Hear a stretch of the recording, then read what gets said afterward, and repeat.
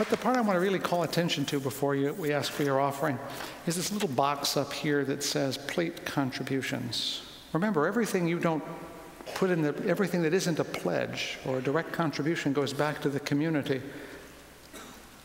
And so far this year, the community beyond us, well, we owe them in some way or another $7,600. You are so good. I'm boasting about you guys, that even in a time of difficulty, we remember that our job is not to preserve our own comfort, but to enhance our community's well-being. That's leadership.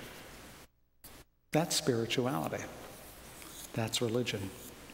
And that's why I'm always proud to say your morning offering for the good of the communities will be most gratefully received.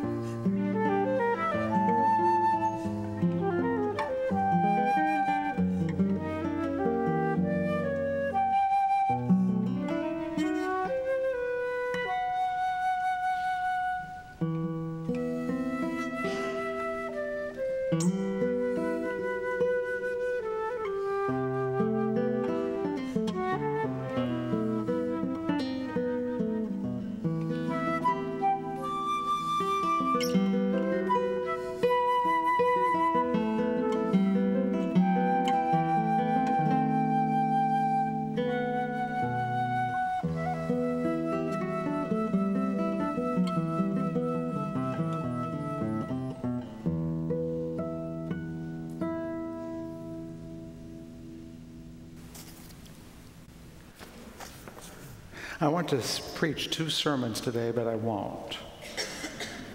But I want to because it seems there's more anxiety in our country right now as we see the complexity and the messiness and the perpetual struggle that attaches to the financial troubles and the bailouts and the stimulus and the manufacturing decline, and a feeling of being lost inside of this very loud, echoing environment where we're not sure exactly where to go or how to do it. We're looking for leadership, and yet no one has been in this exact place before, least of all yours truly. I'd like to be able to talk about that, but I just want to name that tension as being real, and how it turns out is something none of us will know.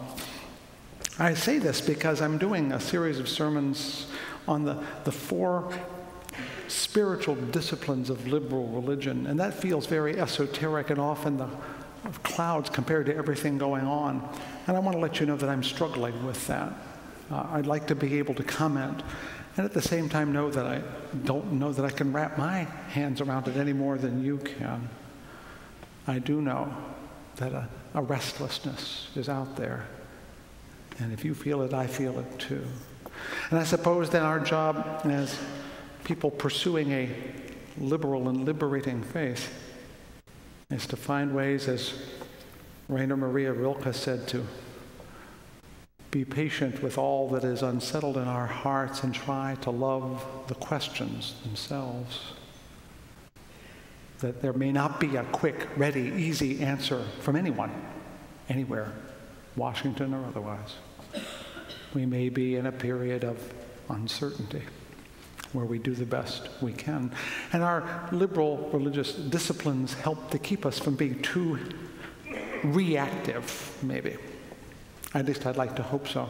I think there are 4 liberal disciplines, and I've talked about 2 of them so far. One of them was sacrifice, which everybody thinks is about money, which tells you where we are as a country.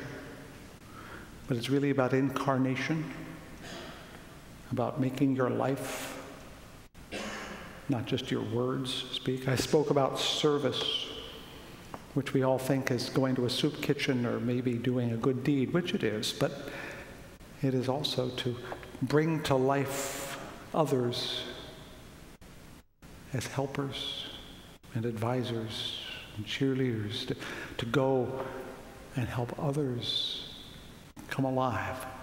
This week I want to talk about worship, the thing we're doing right now.